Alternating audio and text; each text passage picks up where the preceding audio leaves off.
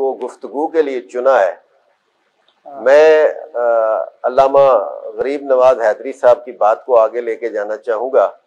انہوں نے کہا رات کے جگرتوں میں، رات کی تنہائیوں میں، رات کی مناجات میں مدینے والے نے ایک شخصیت کو مانگا۔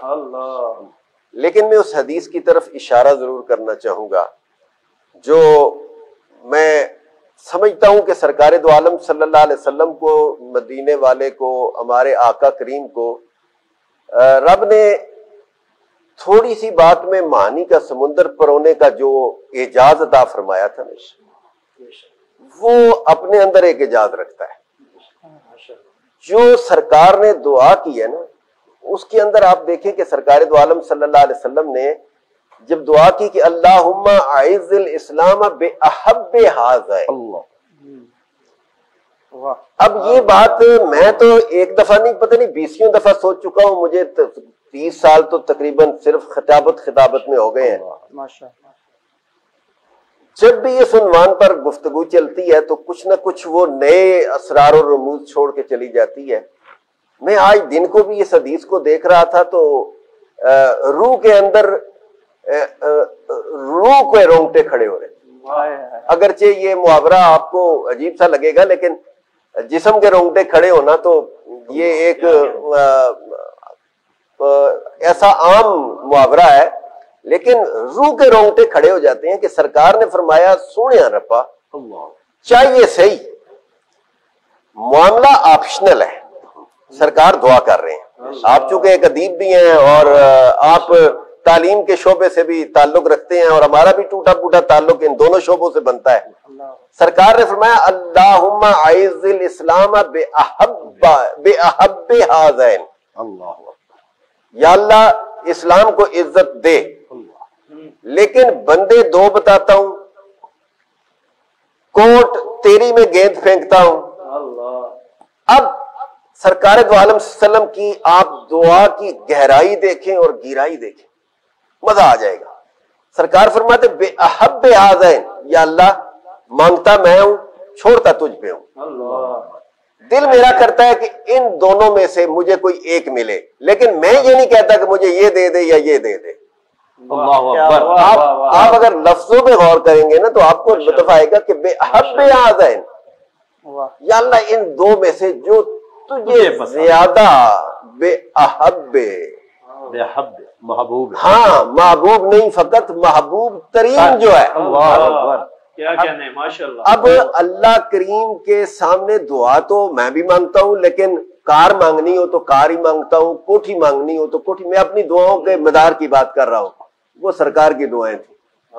سرکار دو عالم صلی اللہ علیہ وسلم نے جب دعا کی تو اب مدار مصطفیٰ تو کسی کے مدار میں نہیں ہے، اب حضور دعا کر رہے ہیں اور اللہ سے دعا کر رہے ہیں کہ یا اللہ مجھے اسلام کی عزت کے لیے کچھ چاہیے، یا اسلام چاہیے یا اسلام کی عزت چاہیے، لیکن چاہیے دو بندوں کے ساتھ۔ لیکن میں نہیں کہتا کہ عمر دے دے یا عمر دے دے، یہ چھوٹا سا فرق ہے، یہ علماء کا فرق ہے۔ سرکار نے یہ نہیں فرمایا کہ عمر دے دے یا عمر دے دے، کہا عمر دے دے یا عمر دے دے۔ مانگے میں نے ہیں، لیکن اس میں شرط ذرا سی ہے، اور وہ کیا ہے؟ جو تجھے زیادہ پیارا ہے نا وہ دے دے۔ اور اب دیکھیں یہ تو ایک حدیث ہے، اور مولانا بھی تشریف فرما ہے، قاری صاحب بھی تشریف فرما ہے، چونکہ یہ بھی فاضل آدمی ہے، اور آپ کے ذوق کے لیے بھی اتنا کہنا چاہوں گا کہ یہ تو ترمذی کی روایت ہے کہ سرکار نے فرمایا ان دونوں میں سے جو تجھے زیادہ پیارا ہے وہ دے دے۔ لیکن کیوں نہ عمر کی خصوصیت کی بات کر، آؤ ذرا ابن ماجہ کی طرف جاتے ہیں اور پتہ چل جائے۔ یہاں معاملہ آپشنل ہے کہ سرکار نے جب دعا مانگی تو دو میں سے ایک مانگا، اور رب نے جو چاہا دے دیا۔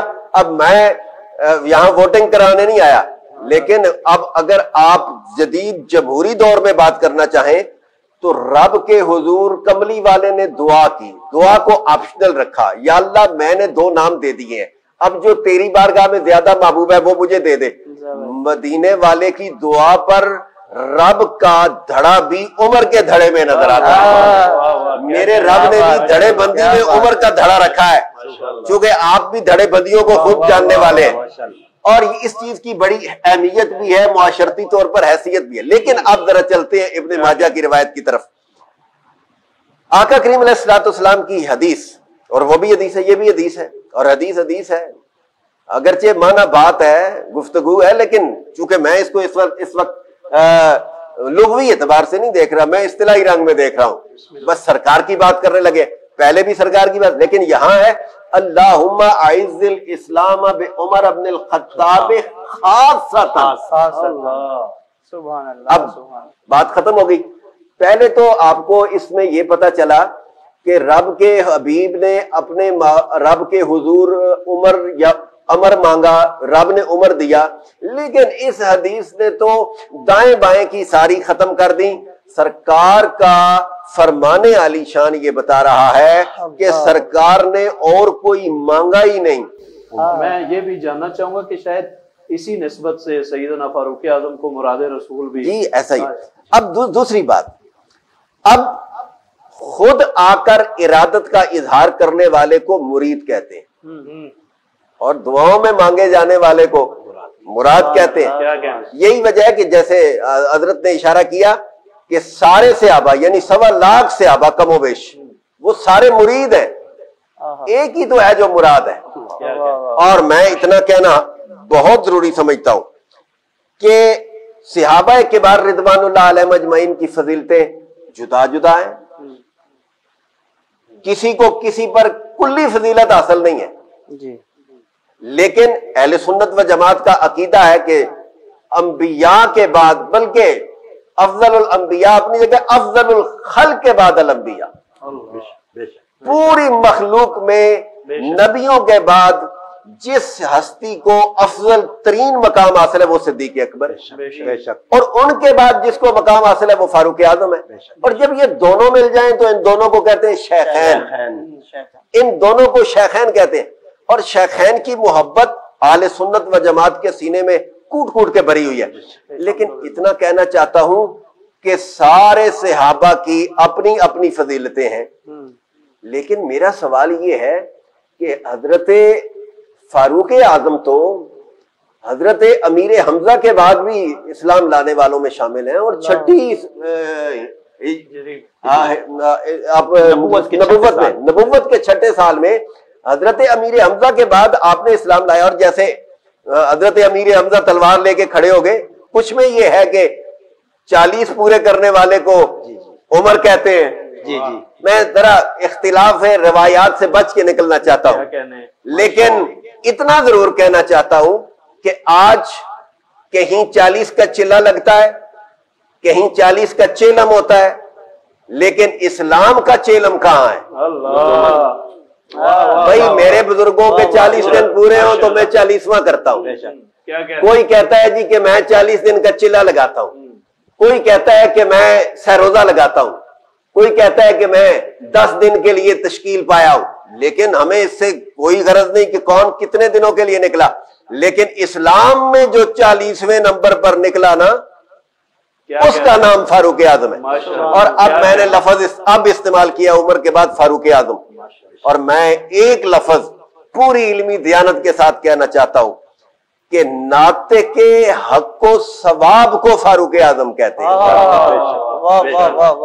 جس کی زبان پر حق اور سچ کے علاوہ کبھی کچھ جاری نہیں ہوا، رب نے عمر کی زبان پر حق کو جاری فرما دیا۔ اس لیے یاد رکھیں کہ حضرت فاروق اعظم رضی اللہ تعالیٰ عنہ کو رب نے بڑے بڑے اعزازات عطا فرمائے، لیکن عمر مانگا ہوا تو مصطفیٰ کریم کا تھا نا۔ اور حضرت عمر کی یہ خاص فضیلت ہے جو حضرت صدیق اکبر کو نصیب نہیں ہوئی، جو 40 اور صحابہ کو نصیب نہیں ہوئی۔ آپ نے کہا کہ کیا اسلام حضور کا بننے کے بعد، بھائی جری تو وہ پہلے بھی تھے، اور جس دن حضرت عمر نے اسلام قبول کیا تو کافر چیخ چیخ کے کہہ رہے تھے آج آدھا کفر اسلام قبول کر گیا۔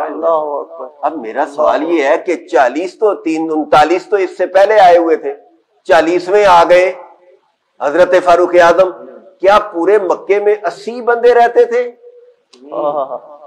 لیکن کفر نے تسلیم کیا ہے، پورے کفر نے تسلیم کیا ہے کہ عمر है तो अकेला, लेकिन अपनी जात में अंजुमन नहीं, पूरी कौम की हैसियत रखता है।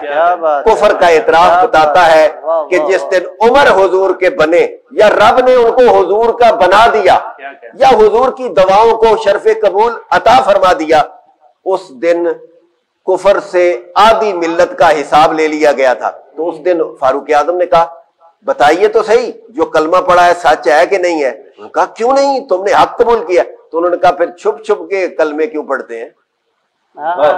फिर रब रब करना है, फिर डंके की चोट पे करते हैं, चलो निकलो।